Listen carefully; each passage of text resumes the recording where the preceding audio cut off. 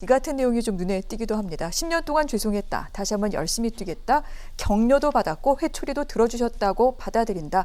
반드시 일머리로서 보답하겠다라고 얘기를 했는데 사실 지난 1차 때는 컷오프에서 나경원 후보가 1위를 했습니다. 그래서 이번에는 결과가 어떻게 될지 모르겠다는 얘기가 많이 나왔는데 교수님, 오늘 결과 어떻게 보십니까? 여론조사상으로는 나경원 후보가 가산점도 있기 때문에 네. 이기지 않겠느냐 이렇게 봤는데 의외의 결과가 나왔어요. 네. 여러 가지 해석이 가능한데 한두 가지만 말씀드리면 일단 첫 번째로는 그동안 나경원 후보가 얘기했던 역선택 문제. 소위 야권 지지층이 아닌데 왜냐하면 이 여권에서는 나경원 후보에 대한 반감이 굉장히 큽니다. 그러다 보니까 이 역선택의 가능성도 분명히 있어 보이고요. 또 하나의 문제는 오세훈 후보 같은 경우에는 자신이 후보가 된다면 안철수 후보와의 단일화에 가장 적극적으로 나서는 사람이었어요. 심지어 서울시장 출마할 때 네. 서울시장 후보 등록할 때 조건부 출마를 했었습니다. 맞아요. 네. 그것까지 따지면 네. 국민의힘 지지층에서 단일화를 갖다가 확실하게 추진할 후보로 오세훈 후보를 선택했을 가능성도 있다. 네. 그리고 마지막으로 짚어볼 점은 나경원 후보 지지층의 결집이 조금 금이 가지 않았느냐. 같은 여성 후보가 조윤희 후보가 있었죠. 네. 보유세 문제 때문에 이 서울 강남 지역에서 보유세 인하를 강력하게 주장해서 이 소위 말하면 나경원 후보가 가져갈 여성 지지층 또는 강남 지지층의 표를 조윤희 후보가 일부 잠식하는 이런 효과들도 있을 수 있기 때문에 네. 오세훈 후보가 정말 극적인 역전승을 거둔 거 아닐까 이렇게 분석을 해봅니다. 그렇군요. 자, 국민의힘은 1차 때는 당원과 또한 여론조사를 섞어서 2대8 정도로 그렇게 반영했습니다만 이번 서울시장과 부산시장 최종 후보 선출 때는 100% 여론조사 결과에 따라서 이같이 최종 후보를 선출했습니다. 이 같은 결과 평론가님은 어떻게 분석하십니까? 네, 저도 나경원 후보가 좀 유리할 거로 봤어요. 네. 오세훈 지금 후보 같은 경우에는 서울시장에서 스스로 물러나면서 그때 무상급식 반대했던 사람이거든요. 그렇죠. 이런 사람이 네. 무슨 비전을 주겠는가 하는 생각도 들었고 또 거기 더 나아가서 최근에 오세훈 시장 같은 경우에는 야권 안에서도 한물 간 정치인으로 평가되고 있는 거거든요. 반면에 이제 나경원 후보 같은 경우에는 바로 지난 그 국회 때에는 원내대표도 했고 당내 강성 이른바 친이 또는 강성 보수이기 때문에 당내 기반을 저는 탄탄하게 봤는데 이번에 차이가 많이 졌어요. 또 아슬아슬해 진 것도 아니고 여성 가산점을 바꿔서도 많이 진 겁니다. 네. 그렇다고 말하면 이거는 작은 변수로 설명할 문제는 아니다. 그럼 크게 뭘까 볼 때 저는 제일 큰 거는 역시 중도를 생각해 볼 때 본선 경쟁력은 나경원보다는 오세훈이가 높다고 판단한 것 같아요. 네. 나경원으로 가버리면은 보수로 고립이 돼버려서 중도층 다 잃는다. 이거 생각 하나만 하다라고 생각을 했던 것 같아요. 그래서 특히 이제 당원들이라든지 국민의힘을 지지하는 사람들은 잘못하면은 이거는 처음부터 지는 게임이다라고 판단했기 때문에 상대적으로 오세훈은 중도의 확장성이 상대로 더 있습니다. 네. 그런 판단이 저는 크게 영향을 미치던 거예요. 첫 번째 이유고.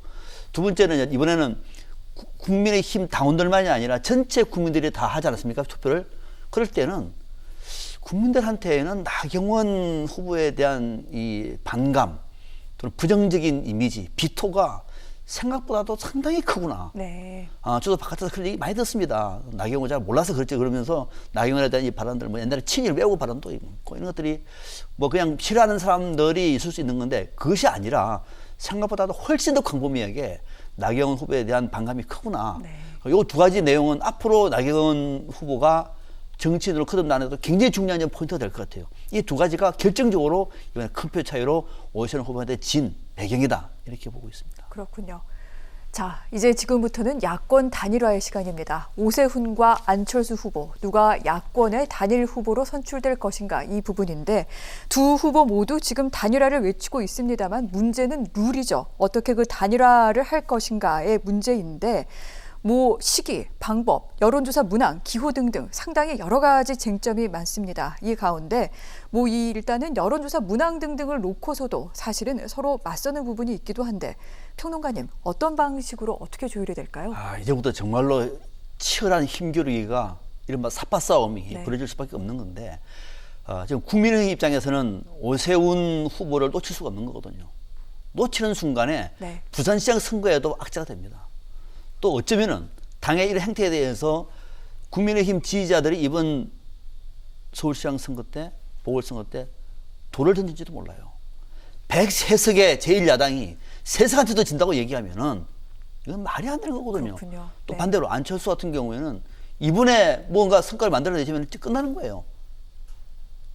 네. 정치 진을 끝내는 겁니다. 진짜 집으로 가야 됩니다.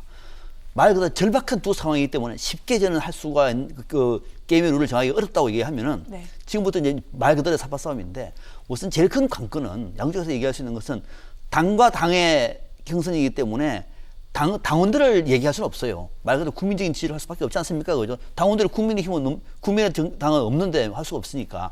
그러면은 이번 시민 경선이라고 하는 측면도 저는 할 수 있을 것 같아요. 네. 국민적으로 가지 말고 시민 경선에서 선발을 해가지고 양쪽에서 토론을 해가지고 하자라는 생각도 할 수 있을 것 같고 그것이 아니고 일반 여론조사를 하자고 하면은 여론조사 문항을 가지고 또 싸울 것 같아요. 문항이 이를테면은 안철수, 오세훈, 안철수 둘 중에서 누가 본선 경쟁력이 높다고 생각하십니까? 라고 말하면 답은 나와 있는 거죠. 안철수가 높은 거죠. 여론조사가 나와 있으니까. 네. 두 번째, 국민의힘 오세훈, 국민의당 안철수 두 후보 중에서 누가 야당 후보로서 적절하다고 생각하십니까? 네. 오세훈이가 적절한 거죠. 103석이 집으로 가고 3석을 갖고 있는 정당에서 후보가 된다고요? 굉장한 싸움이죠. 또 거기다 더 나가서 당명을 빼버리면은 만약에 국민의힘에서 국민의힘 당원을 빼버리면 국민의힘을 지지했던 사람들의 자존심은 어떡할까요? 네. 이거 어마어마한 겁니다. 이럴 경우에는 국민의힘을 지지했던 사람들도 오세훈 후보 지지를 처리할 수가 있어요. 그러니까 국민들은 그만큼 전략적인 거거든요. 이번에 오세훈, 나경원 선거를 보더라도 얼마나 전략적인가를 우리의 생각을 뛰어넘을 만큼 전략적이란 말이죠. 경선 때는 더 하겠죠. 네. 그래서 이번 같은 경우에는 일반 여론조사를 할 것인지의 첫 번째 변수. 일반 여론조사로 간다면은 질문지 내용에 따라서 두 후보가 전혀 다른 결과를 만들어낼 수가 있기 때문에 과연 어느 선에서 합의를 할 것인가가 최대 변수다 이렇게 볼 수가 있는 거죠. 그렇군요. 단일화 문항과 여러 가지 방식에 대해서 지금 아마 굉장히 지금 물밑싸움이 벌어지고 있을 것 같은데 교수님은 어떤 부분이 쟁점이 될 거라고 보십니까? 뭐 가장 큰 문제는 저는 본질적인 문제는 기호 문제라고 봐요. 기호요. 기호가 이제 뭐 단일화 된 다음에 기호 문제가 되는 게 아니라 네. 기호 문제가 정리돼야지 단일화 방식이 나올 수 있습니다. 예를 들어 기호 2번이다. 단일화 후보가 그렇다는 얘기는 합당하거나 또는 합당을 예약하면서 기호 2번이에요. 입당한다는 거예요. 자, 그렇게 되면 단일화 방식은 아무 의미가 없습니다. 간단해집니다. 논란이 생길 여지가 없어요. 아니 뭐 합당하고 입당한다는데 기호 2번으로 나간다는데 무슨 논란이 필요합니까? 누가 되든지 간에 국민의힘 사람인데 그렇죠? 새로운 정당 사람이거나 그러면 기호 2번으로 간다라고 하는 게 아니니까 지금 이게 단일화 방식이 복잡하고 그다음에 문구니 뭐니 하나하나가 지금 다 걸리는 거예요.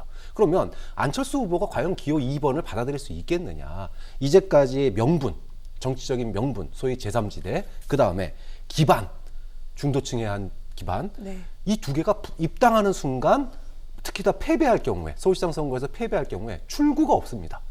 대선도 출마도 포기했는데 네. 서울시장 선거에서 입당한 상태에서 패배했다?